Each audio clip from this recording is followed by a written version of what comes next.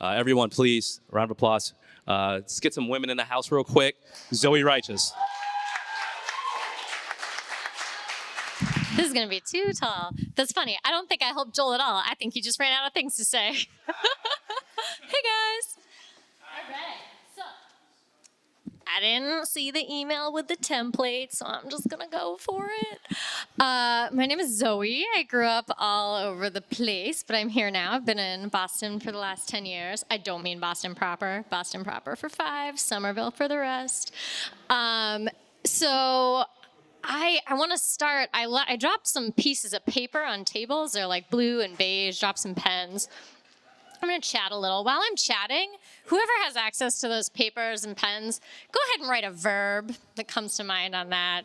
Just an action word of some sort. You can tell a verb because it has the word to before it, like to jump, to breathe, to be excited about something. So my day job is an HR manager, which I'm going to punt to the side and not talk about that. I'm also a magician, which is nerdy, super nerdy. So when I was 10, my dad took me to a magic shop in Manhattan, and we had lived all over, moved around a lot, and I was really lacking a hobby other than like missing the last place that I lived a lot. And I had like tried guitar and failed, and I had like tried anything athletic at all and failed. And then I really like drama and plays, and I tried that and got like unceremoniously, forcibly recused from chorus class because I couldn't sing on key or off key. It's like not really singing when you hear it. It's not my fault. So I ended up kind of, I guess, by default as a magician, because that's where everyone goes when you can't find anything else you're good at. And I go to this shop. It was great. And then I learned that you can make friends by doing magic. So this was me in 4th grade. I mastered a trick. I'm here to perform it for you tonight. I'm here to perform it, guys. This was me on the playground in 4th grade with a silk. Mine was red. I looked for red silk this morning. I couldn't find a red silk, but here we go. Hey, I'm Zoe. Wanna see a magic trick? Yeah. Great. You guys are great. There it is. It's gone. It's not up the sleeves. You gotta prove that. And then you gotta just... this is literally how I made friends. And there it is. That was it.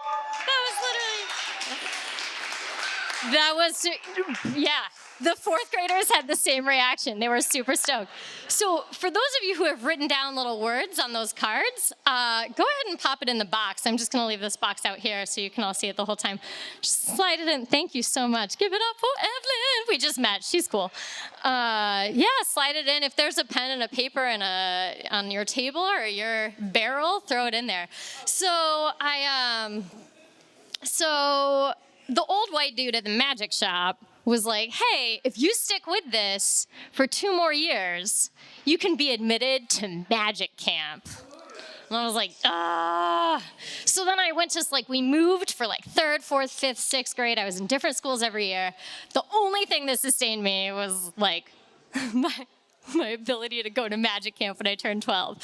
So I turned 12, I get the brochure for magic camp, and it's like, there's a talent show.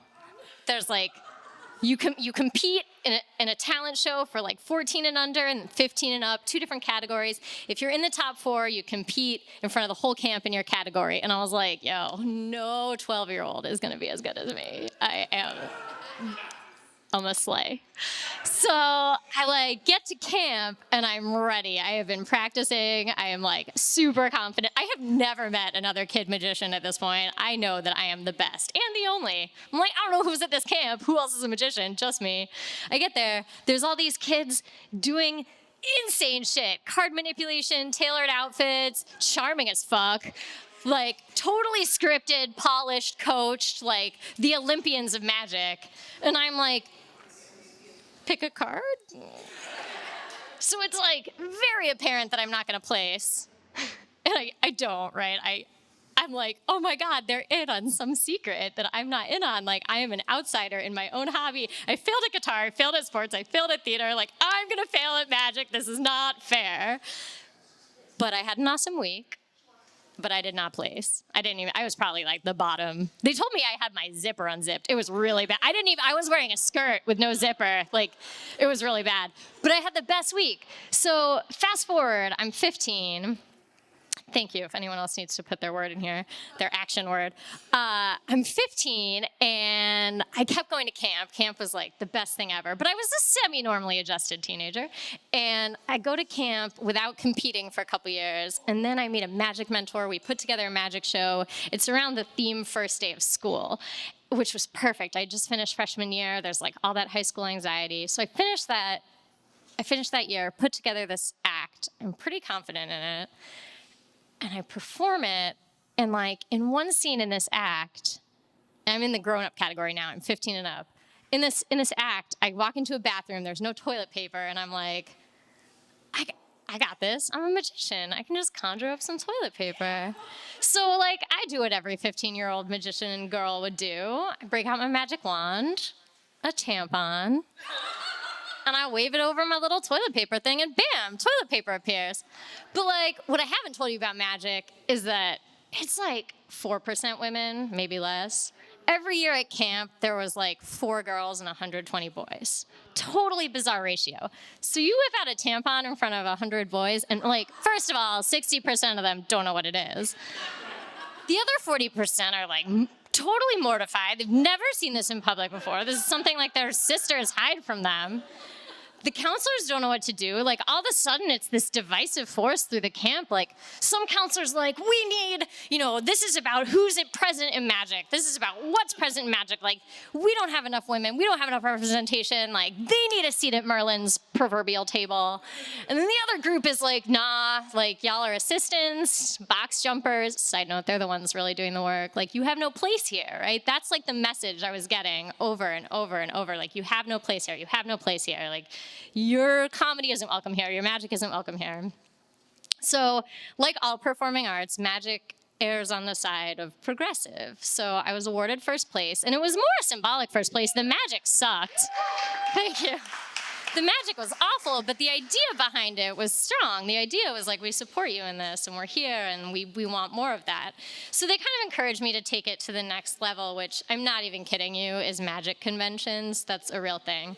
So I take it to the magic convention circuit, and a couple months later, and I perform. And like, I get the comedy award because they think I'm funny, but then I get second place, and I'm like, that's bullshit. This time I was good. I deserve first place. Nah. And I go home, and like a week later, I get the judges' sheets in the mail. Y'all remember the mail? Comes once a day. There's Post-it stamps.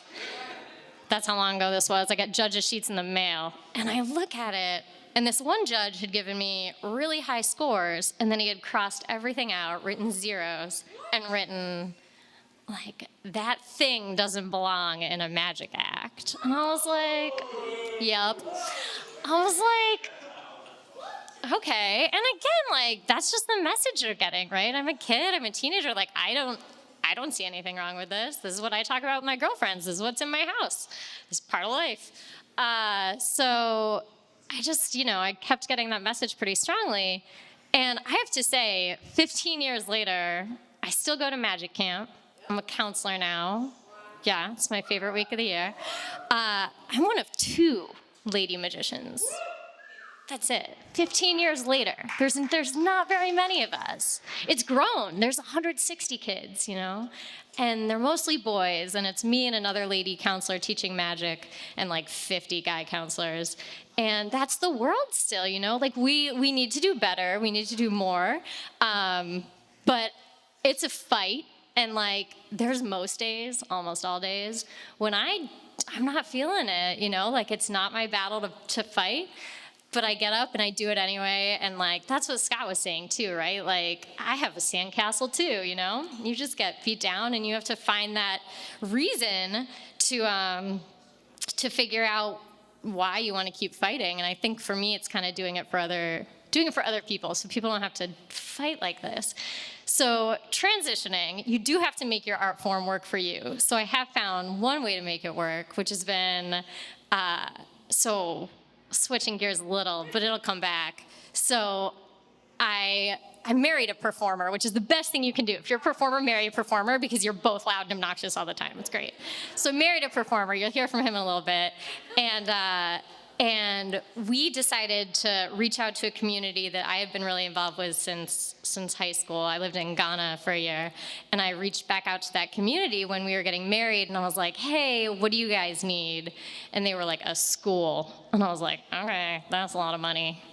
So we committed to raising $50,000, which is a lot of money, just by the way, from like small post-tax dollar individual donations. But the way we decided to do that was combine our performing arts and put on shows at the Lily Pad in Cambridge and the Rockwell in Davis Square and Somerville Art Farm and Night Shift Brewing and wherever else we perform, wherever will have us. So we put on shows, we grab our performer community, I do magic, he performs, ticket sales are all donated. There's a school in West Africa right now, like because of that. So you can make your art form work for you in a way that you may not be comfortable and you might not love it, but it works for you.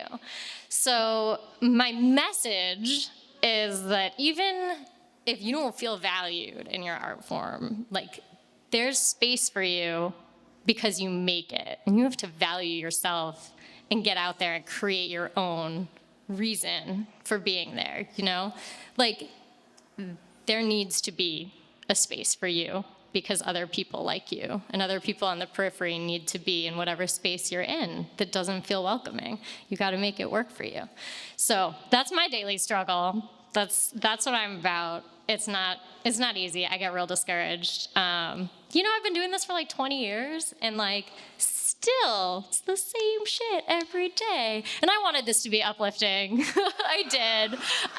And like magic's awesome. Magic tricks are super cool.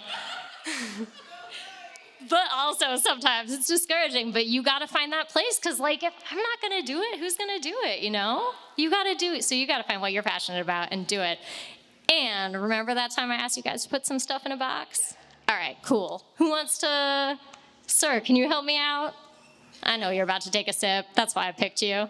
I really know how to time it. I'm going to bring him up. Zoe. Say it again. Ben, do you mind helping me out? Great, sure. Thanks. All right, cool. So I asked y'all to think, nope. I asked you guys to think of an action word, a verb, a to-blank word, and then put it in the box. I also had this envelope over here unceremoniously marked. I don't want to touch it. Ben, can you just grab that envelope and make sure it's properly sealed? There's no slits or cuts or anything. All right, you hold on to that. Hold on to that. But I'm going to grab this box. Oh, y'all put the pens in there too, huh? Yeah. Did I? Never listen to the magician. All right. Ben. Pick one. Pick one. Don't spend too long, but like you can take your time, but like don't spend too long. All right. Look at it. Well, I want you to look at it, but I don't want you to say anything. Got it? And I want you to hold on to it. Okay. All right. Now, Ben. You can hand me that piece of paper, and you already saw it, so you know I won't cheat. I'll hold it right out here. I want you, I'm not even gonna look at it. Open this. I want you to read. Oh, I don't know if that's even a verb. I want you to read what's on that card. Cheers. Cheers, that's cute. Oh, cheers. We're in a brewery, I get it. It's kind of a verb. All right, so I want you to go ahead, and that's been sitting over here, hanging out. Go ahead. Open it, look at it. Maybe it'll have a word on it. I don't know. This could be a surprise for all of us. No.